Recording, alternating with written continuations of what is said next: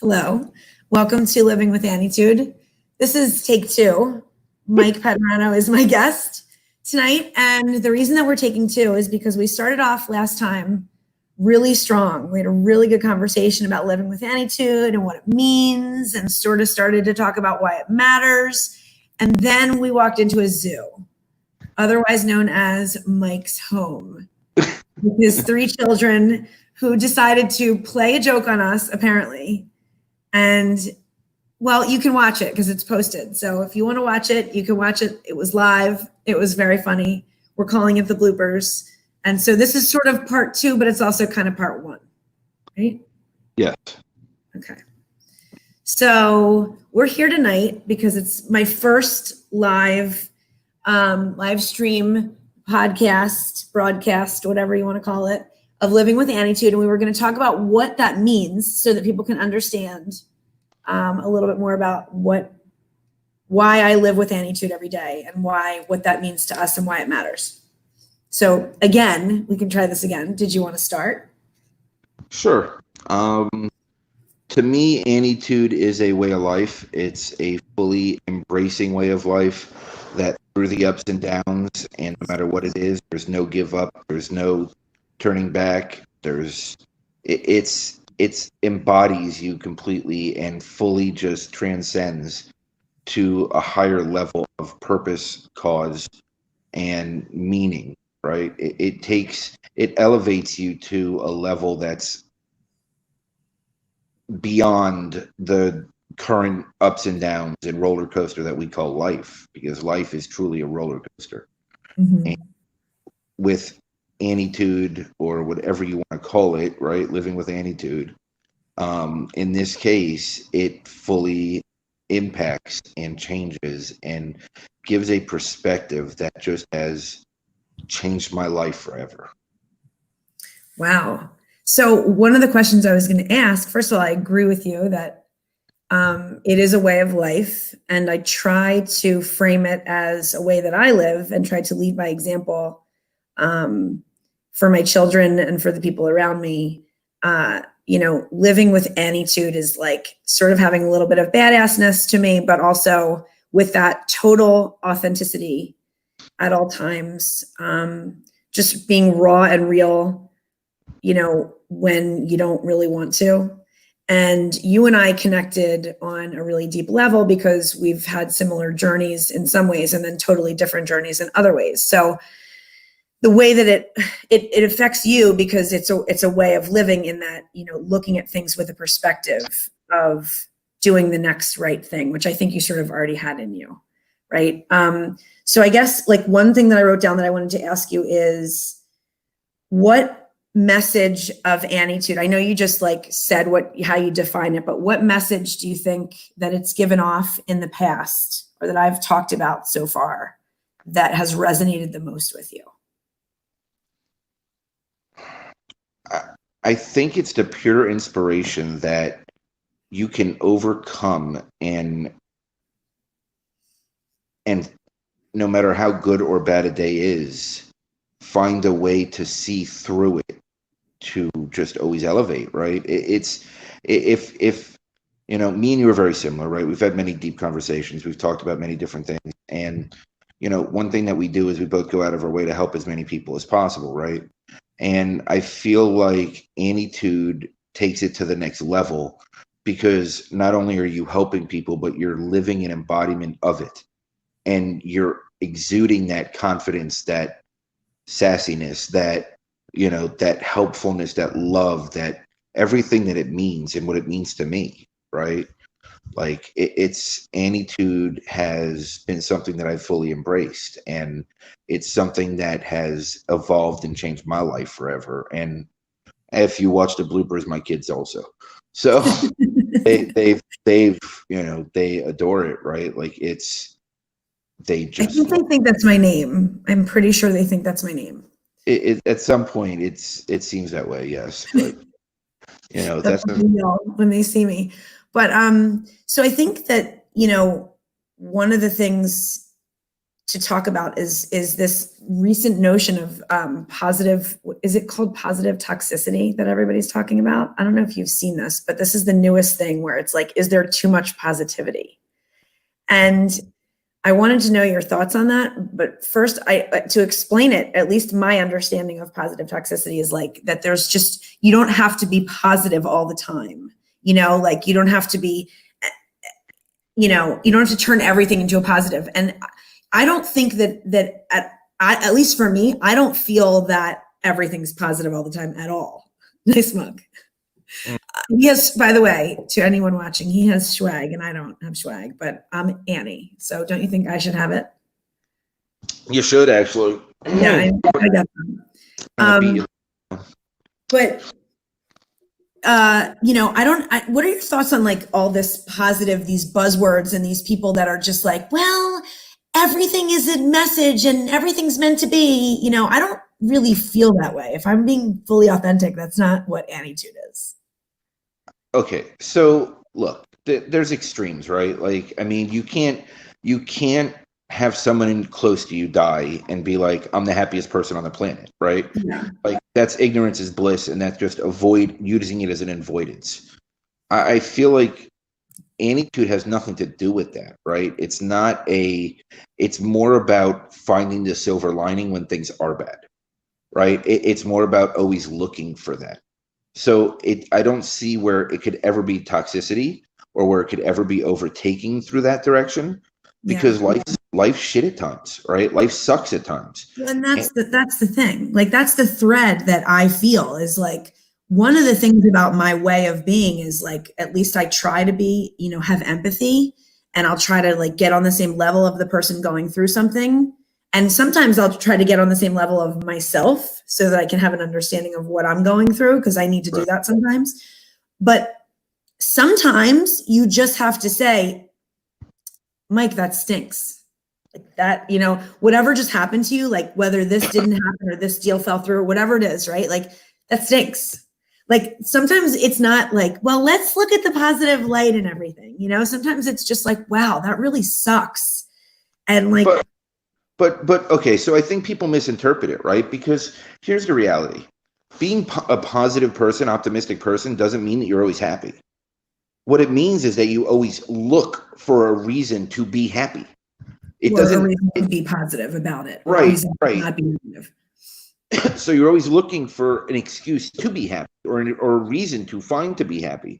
No matter what the circumstance, the situation around you is, you're able to overcome it in a much better mental state because you are always looking for a positive solution.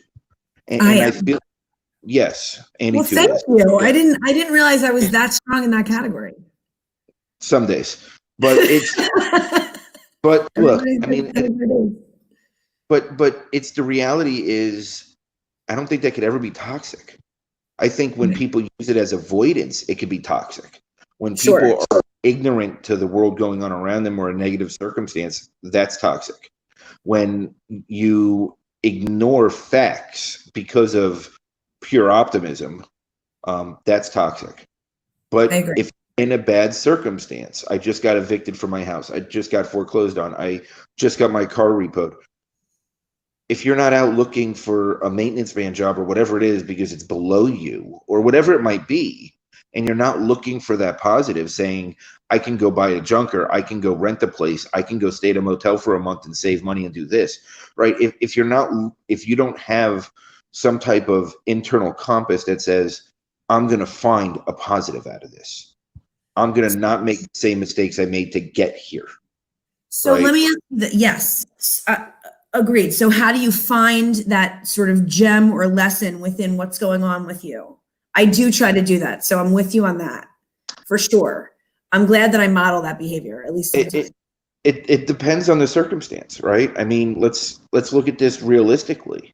From March from let's say the last week of March until the first week of May, I was borderline complete depression, right? Like I was just overcome with negativity and depression. So I don't know that it's borderline, by the way. I think you were. No, it wasn't borderline. But I'm being nice to myself. Okay. No, I think it was you were in depression. Yeah, I mean, I'm trying to be, too optimistic, but Yeah, toxic. but right, toxic optimistic here. But the reality is, I needed to process what was going on also, right? My circumstance wasn't going to change. I had no timelines. I had no knowledge of what was going on. There were so many things out of my control that whatever time it took me to process, it took me to process. So if anybody doesn't know this, Mike had to get emergency custody of his children. They are all, 3 of them 10 and under, and 1 is just turned 3. So they're a big span of ages. And he's all by himself in Arkansas, of all places, which I call Saturn. Yeah. Because it's really, truly the middle of nowhere. Yes. And as Amazon in, like, Prime is 7 days away. Yes. Yes, Amazon Prime. There is no Prime. Prime is a week. So it takes a while for the mule to get here. It's been a struggle, to say the least, you know, without even getting into all the details of why you're there and what the situation was. It wasn't pretty. And so you are a testament to keeping a positive attitude, that's for sure, because I don't really know how you got through this. I mean, I do, because we just get through stuff, but how? But I mean, let's be honest, like 6 weeks I didn't. And it's okay to not be okay. You did. Right. You got through it. Right. But here's the thing. First thing is acknowledging the fact that it's okay not to be okay. Right. Yes. Second is you take what time it is to process it. Not dwell, but process. Right. And then once you process, you can start planning stuff. You can start finding the positives in it. Wait, time out. Let's back up a minute. Explain the difference between dwelling and processing, because I think that this is a big differentiator for people. You know, like, what's sitting in it and saying, woe is me, versus, okay, let me just understand the pieces that are happening right now and how I can put them together and what I can make happen. I think there's a combination of it, right? Because I think part of processing is dwelling a little bit, and part of it is, you know, you need to dwell a little bit. You need to accept it. You need to, I don't think there's as many differences as people think until you're on the other side. Okay, that's a good point. The only difference is that I was able to pull myself out, right? And, you know, it's not like a miracle happened. It's not like I got a date that this is over. It's not like any of those things happened. It's not like I magically got the PPE money that it was approved. It's not like any of these things that could have made an enormous impact at the time happened. It was over time. I processed it little by little, went through it. I dwelled. I sat on a pity pot. I was a little bit on the negative side. I went internal. I started, you know, deconstructing, reconstructing, overthinking, because God knows that's what I do with everything. And then after a point, I ended up hitting a point where it was, this is where I'm at. This is what's going on. I've sat around long enough, and now let's figure out solutions. Like almost do or die. Like it's time. Well, I mean, that's the thing, right? It's always do or die. It doesn't matter what the exact situation is, but if you're living it, it's do or die for that person, right? I mean, it doesn't matter what the circumstance is. So I was just wondering, when you hit your, like, that wall, what it felt like, because you could have stayed down. And what was the turning point for you to turn it around? I can't give an exact. I just know that, you know, when I'm up against a wall, which I've been many times, I always find a way to come back. I just do, right? And it's, you know, it's unfortunate, but I thrive better when I'm back up against a wall. So, you know, it goes back to that Rock speech, I guess, right, where he says, you know, in his mind he has this wall, and that's what he leans against. Because when his back up is against a wall is when he comes up with solutions. And some people operate that way better under pressure like that. Well, I think yes and no, right? And here's that twist again, right? Like the cautiously optimistic and toxicity and all this junk, right? Like these are all labels. These are all things. We love to name things. We love to give labels to things. It's not always a label. It's not always a thing. It's reality in real life. So I feel like when you hit that point, you're either going to give up or push forward. It wasn't about my life. It was about my 3 kids' lives, right? Right. So I think, and to be honest, you know, the turning point for me was when I realized that there was a medical reason that I also went into the depression, right? Okay. So that was also part of it. But I was also self-aware enough to realize that that was a possibility, you know, and called my doctor, forced blood work, got some things adjusted, and I got better. And I could have still been dwelling and still been on a pity pot, but I'm not, right? Like, it's just not the case. Well, I'm thinking of like, if someone's watching this and someone's listening to this and they are just at a crossroads of like, the fork in the road of, do I just stay down or do I not take any more of this and just turn it around? I'm trying to help them understand how we do that as people, because I think that we've both done that a lot of times in our lives. And I'm wondering what advice or help we can offer when somebody is really struggling, and how they can, like, my big thing is I don't want anybody to ever feel alone, because like for me, that's the worst feeling. So I want you to understand, I want her to understand, I want him to understand, I want everyone to understand that no matter what you're going through, even though I don't know your exact situation, I feel you in my heart because that's who I am. And I know what you feel in your heart. Like I can feel it. So I want people to know that, like, this is my message. This is Annietude. It's like, I'm going to go through life and I'm going to be there when people feel like they don't have anybody else. They can come to me, or they can remember something that we've talked about or I've said, where they're like, okay, I can do this. Like, I've got this. And it's not just BS. It's not just some message that I'm putting out there. It's real. So I'm trying to like help paint the picture of what that looks like. So since every circumstance is different, right, it's a little hard to give a broad generalization on something like that. But I feel like no matter what the circumstance is, no matter what the situation is, no matter who's involved in those circumstances, no matter who's around you at that time, at some point you have to make a decision to fight, right? You have to make a decision to lift yourself up in some way, shape, or form, even if you are in a depression, and for that day it's just getting out of bed, right? Because and sometimes it's as simple as that, because the minute you get out of bed, you're standing, your mind's thinking differently, right? You already start breaking that trend. And I feel like, maybe it's a shower and you haven't showered in a week because you're so depressed. Maybe it's it's the little things that can start triggering better patterns and ideas. I don't think there's an exact answer, because I feel like everybody has their own personal nuances.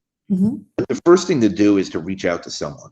Reach out to someone you care, that you trust, somebody that you respect, somebody that won't judge you based on your current circumstance and will give you honest and open feedback. And I mean, really, it comes down to that. And if you have no one, and you're not religious and you're not whatever, I mean, find somebody who is religious and reach out to them, because it's not about the religion per se. It's about the messaging and meaning behind it. It's about the togetherness. Yeah, the higher power, the unity, whatever comes from it, right? So, and I'm not saying go join a religion, go join a cult, go do any of those things, but like, look for something that has a positive solution for you. Somebody that will just listen to you on a non-judgmental basis. And like, you're never, like, my message is like, you're just, what I was trying to say before is like, you're never alone. Like, even I have felt the depths of despair, and I thought I had like, you're never really alone. Like, there's always something to lean into your faith. If you're at that point, lean into your one best friend, and don't even worry about being judged. Like, I mean, I wouldn't judge anybody that was in the depths of despair. I wouldn't judge anybody that, me well enough to know I don't judge. I mean, anything, like, could tell me whatever, and I'm not going to judge you for it. I mean, people should be accepted for their stuff, and I want to, like, that's like my main theme, is just like acceptance. Like, I want everyone to know that someone is out there that will accept you, no matter how weird you think you are, or weird your problems are, or crazy. I mean, think about how complex things have been in your life. Like,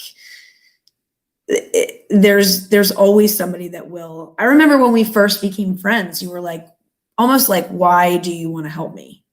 Yeah. Kind of. And then I think that at this point, I think you've helped me more than I've helped you, but it's a connection that you feel with somebody. And that's the other thing I wrote down. I was going to ask you, like, how do you connect with somebody new when you're in a crappy situation, or you feel like you don't have anywhere to turn, or you just want to connect and you don't know how?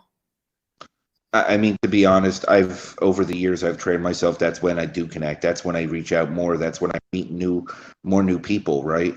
because for me, it's getting out there is a better chance of me finding that person that might have that relatability, that has been through something like me and can give me some type of inspiration, right? Because the reality is we want to see somebody else go down our path and excel from it, or succeed from it, or bounce back from it. And at that point, it's more relatable, and you're able to empathize and feel and move with that person, and almost have some type of path in front of you to follow. As far as how to reach out, I mean, if you have internet, there's social media. Just reach out to everyone, right? Reach out to anyone. Who knows? Just find some type of commonality. If it's LinkedIn and you used to work in an industry, or if it's Facebook and they're in a hobby group that you have a passion for, or if you're on Twitter and there's a feed you want to follow, like, reach out. Just, who cares? They don't know you anyway, so the odds of them judging you are slim to none. And if they do judge you, who really cares? Just move on to the next. It's true. And, I have met the greatest group of people from just being on LinkedIn and networking and just sharing my points of view and opinion. And it's like a very open, welcoming group, because everybody's on there for the same reason. Everybody's networking and building their brand. And I mean, obviously everybody doesn't have the same exact intentions, but it's a really nice, like, warm way to connect with people. And I mean, I just want people to know that they can always connect with me. I'm open to connecting with anybody that wants to talk or better their lives, because I know from my own experience that there's a cleaner way to live your life. And there's two things. There's a cleaner way to live your life. And in doing so, you can change your entire perspective on things by healing others. So, like, when you're in the depths and you're feeling it and you're having the worst day ever, if you help someone else, and it's not just help, like, it's deeper than help. It's like making an impact, taking in their stuff and absorbing it. That's what I try to do. And, like, feel it in my heart and soul. And, like, it builds you. It makes you feel better. It lifts you. It elevates you as you're lifting and elevating the person. It's crazy. It's the most selfish thing in the world, is helping others. And I say that honestly, because it is the most self-fulfilling. It is the easiest way to rebuild self-worth. It totally isn't what you'd think, though, right? Like, isn't it the opposite of what you'd think? It really, of course it is, right? Because it's this give, and you receive so much more by giving, right? You receive more than anything you could ever give away, right? Like, you get back so much inside by giving somebody, even if it's nothing, even if it's just saying hello, right? Well, because you don't know if this person's had anybody said hi to them in the last 6 months. Hi to them in so long. You're so right, because, like, for example, I just graduated with my MBA, my executive MBA, and we had a cohort. I didn't hear that. I never heard that from you. Sorry, what? That's rude. I'm not telling you, I'm telling the audience. Oh, okay. There's a reason I'm saying it, okay? Hold on a second. I have to drink. Your light up. Your hydrated, glowing. Hold on. Yep. If I don't, it gets mad at me. It's still blinking, but it's like yells at me. Drink. So we had a cohort of like 30 people or 40 people, and at the end of the entire thing, it's like a 2-year program almost, and it's like war. It's going to war together, and you just become really close, and you just, I don't know how to explain it other than to say you go through war together, okay? And at the end, I had several people say to me, "You were the therapist of the group." And I have to tell you that, like, that was, to me, better than being like the valedictorian, better than being top in the class, better than being, the best at statistics, or clearly that wasn't my strong suit. But for someone to say that to me, or more than one person to say that to me, was like the most fulfilling thing probably that almost anybody's ever said to me. Like, you connected the group, or you were the whatever it was, the connector, the super connector, the one that, the empathizer, like that was like everything. So, like, to your point, to have that be said is because I guess what I was, when I didn't even realize it, was like the most like filling all of my gaps type thing I could have ever done in the last 2 years.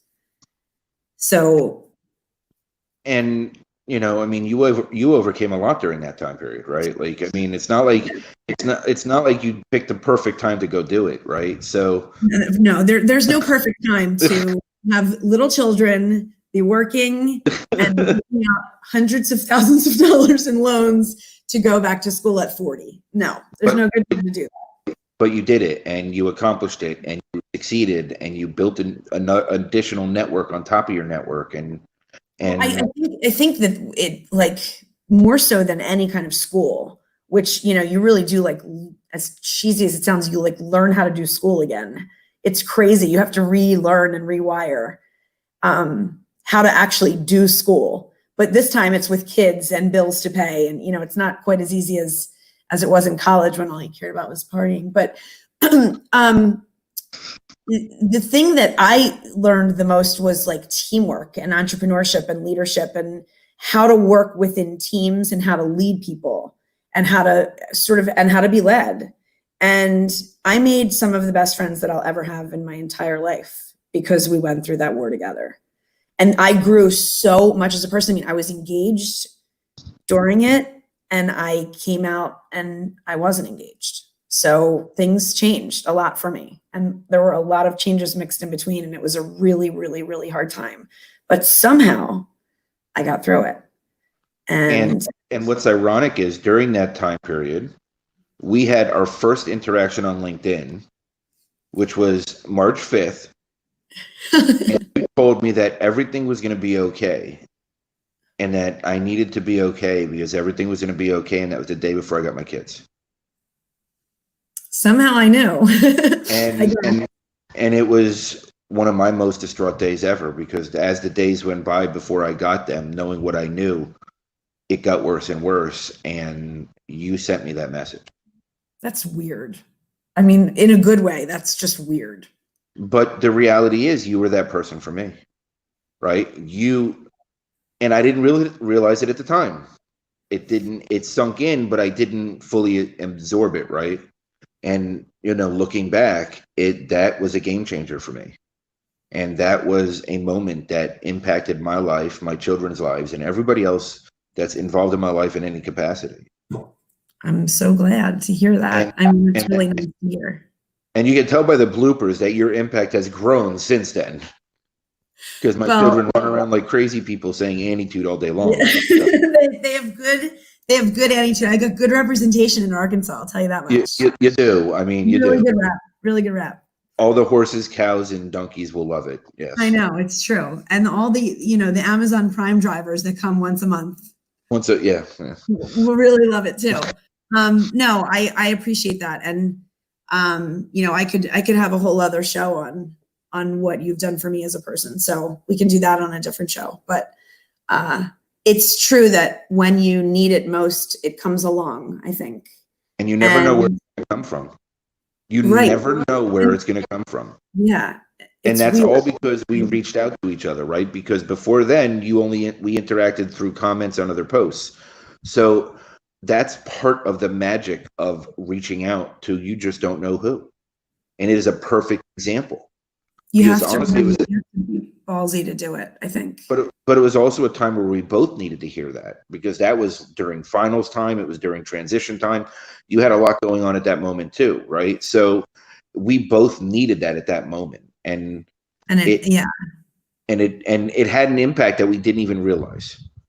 And think about all the connections that you've made that, you know, have been similar, not the same as exactly like this, but the kind of connections that you've made just at reaching out during really rough times, right? Like, and I mean, I've and then it comes out later. Like it's almost like a slow, gradual thing.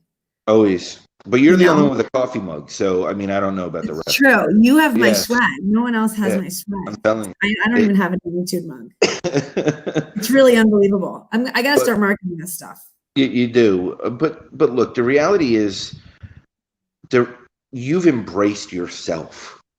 and you're authentic and you're real and you are willing to put that out there for others to learn and embrace and teach and show, and you have a way of coming across with just pure love and empathy that people are either going to hate you or love you. And if they hate you, it's because they're not ready to hear it. No, but see, it's because they're not ready to hear it, right? Like the first time I went to rehab, I didn't pay attention to anything. I was very busy with other side hobbies. But like, but when I went 10 years, Imagine what they were. when I went back 10 years later, I was ready to hear it because of what I learned the first time, right? It's a So really interesting way of putting it, that when people don't side like hobbies? you, Oh, no, when Oh. people don't like you, and not always, but in this case, you know, when you're trying to help people and feel them and feel in your heart and help them, and they don't want to hear you or they dislike you, they're not ready to hear it. That's just interesting way of putting it to me, versus they just don't like you, or, you know, look, I'm not for everybody and everybody isn't for everybody, and that's fine. But there are some cases where I think you're right, where it's like they're just not sort of ready. I think it's more than most, to be honest with you. And I can go through my own progression and I'm still connected to the same people that I was 2.5 years ago when a lot of my drama started. And when I didn't like what they were saying then, they've been consistent through then. And now I have a tremendous amount of respect for them. And I actually hear it differently when it's the same message that they've been screaming. Well, you've evolved. Right. And your openness has grown. Exactly. And I feel like that's a huge part of it, right? Is that growing and learning. Because here's part of Annietude also, right? It's always evolving and learning. You're never at a peak. You're always going up that peak. For sure. I mean, people have said to me, you know, like, you really need to stop with the personal development, self-development and learning. And I just can't. I'm like addicted to being better and better each day. And like, I just want to lay my head on the pillow at night and say, I did my best today. Like, I did my very best today. And if I didn't, I will tomorrow. Like, that's my message to myself before bed every night. But again, those are the people that aren't ready to do the same for themselves. So they're judging others based on it, right? So that's where, when people are like that with me in any capacity, it rolls off my back now. I don't pay attention to it, right? I'm doing the damn work. Don't question why I'm doing it, right? Yeah, I'm putting in the hours, and but you know you are. You know you're doing right. the work, so you're not defensive about it. When you're defensive about doing the work and being a better person and doing the right thing, that's when you're not being a better person and doing the right thing. Right? Like, when you are, you're kind of just like, sorry to hear that, you know, that you feel that way. But this is where I am. So you want to join me, and I'm here for you. But if you're not ready, then you're not ready. And that acceptance of somebody not being ready is big too. It's the hardest thing in the world. That's one of the hardest things for me, right? And I'm being honest here, and I'm being real. Like, when I have somebody close to me who I want to help get to where they want to go, or help get to that next level, and all they do is mock or whatever because they're not ready for it, it is the hardest thing for me to let go of. Well, so that's a control, actually. It's a borderline control. Yeah, but it's a control. Because if you really release, it's really your mind saying, I know better than you do. And if you release that, like nanny nanny boo boo, I'm going to run around the playground pulling your hair, or no, it's like it's an impatience, and and this is not criticizing you, because I know it, because I am it. I feel it. When you can't help somebody, or when they are unwilling to be helped, and you know that they are more than they're allowing, it's very hard to let go and say, and like, I'll give you an example. There's somebody in my life who, when I was going through some things a couple of years ago, didn't say what she says to me now. And now I can hear it, but she knew that I couldn't hear it then. And had she said it, I would have been either mad or upset or not have listened. So that's an awareness that I think you have to have if you truly want to let the person develop and grow on their own.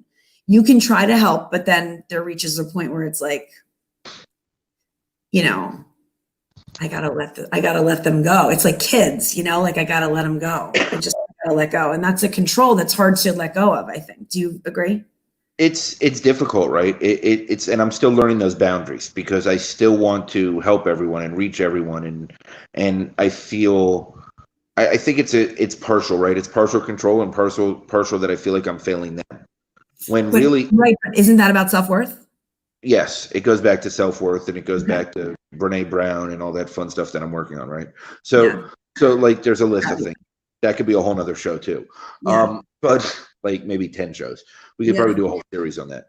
But I Unchained, for sure. oh yeah, but I feel like I'm getting there and I'm getting better with that part.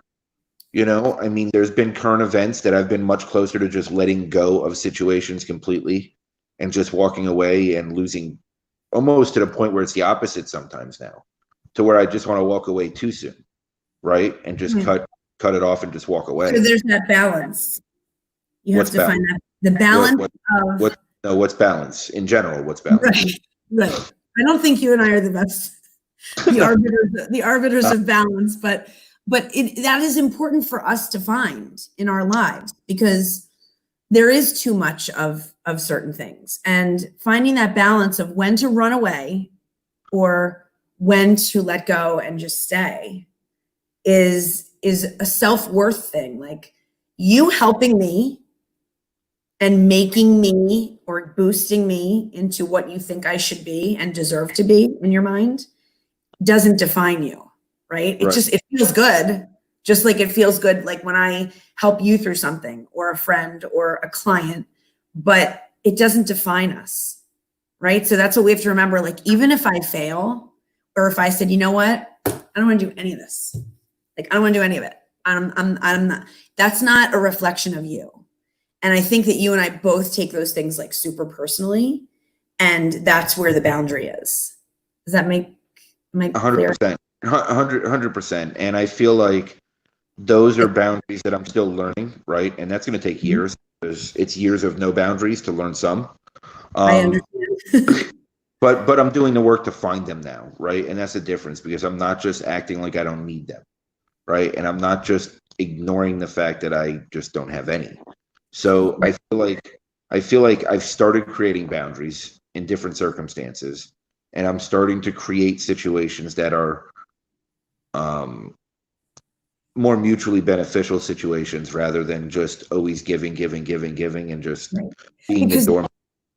and when we give the way that I think we both give, you know, I think part of Annietude has to be for self also. Like being, and that's what I talk through in my podcasts that are just speaking. Like a lot of that is about self-love and self-compassion. And because I never, ever knew what that was. And I want to live that because I want to model the way for my children and I want to model the way for others. And if I'm living my best self, it's not selfish to not always give. Well, Right? I feel like we could do a gadget show too and start with your toothbrush. I feel like that's a self I gift. think that's a personal thing that I don't want to share with the world. I sometimes get a little sucked into like the infomercial-y type things and I have a really cool toothbrush, okay, that you like. I'm jealous of it. I'm envious of the toothbrush. I know you are. I think it's amazing. What happens? That expression about flattery and making fun is the finest form of flattery. I think it's amazing, actually. I really do. It's unbelievable. So you put it in as like a tray. It's definitely from like the Tonga or like, you know, some country that you can't pronounce at all. And you put it in and you press it on and it whitens and brushes your teeth at the same time. It probably does neither, but it feels really fresh and it feels really good and I'm super into it. A little sidebar, I can't figure out how to charge it, so it's dead. And the charger is, but like the directions are not in English. So it was really fun until it died, like super fun. We won't talk about the red light laser that I bought, and that's going to be a wrap. So we've gotten deep enough this evening. I will ask you one more question though. Okay. Anything. Anything? Anything. Oh, Dealer's choice. You can't ask me anything. No, you could. But what do you think about my message and my brand, like my Annietude, living with Annietude? What resonates the most with you if you had to pick one thing?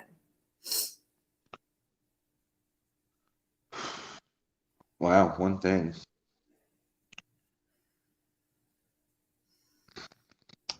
The way that you exude love, it really is just a shining guiding light. It's the way that you just put the love out there and just want to help. I mean, it goes back to the cornerstone of your website. It goes back to the other podcast that you've been on. It goes, to the other information, intelligence, and everything else that you share with the world, right? It's what makes you who you are, and why you're beautiful through and through, right? So it constantly just shows through in every action you make, and the love just exudes from you. It's this welcoming, you're accepted feeling, and it's magic. It's magical. It really is magical. I'm so glad that you feel that way. So can you go on my website and do a testimonial for me? Maybe. AnnieLieb.com. And if I can, How do I spell that though? I don't know. ANNIELEIB as in boy.com. And I want you to actually do a video testimonial about what I exude. Can you do that for me? I could work on it. Okay. So it might take a few takes. It might take a few takes. I got to find the right lighting. Well, listen, some people have selfie lights, some people don't. Yeah. So, all right. Any final questions for me?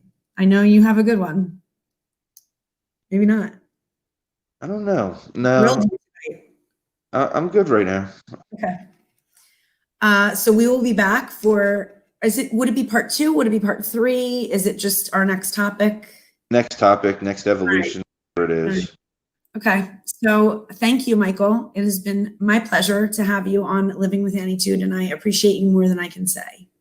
And I am happy to be here, and it's an honor to be next to you on the screen. I will see you soon. All right. Good night. Good night.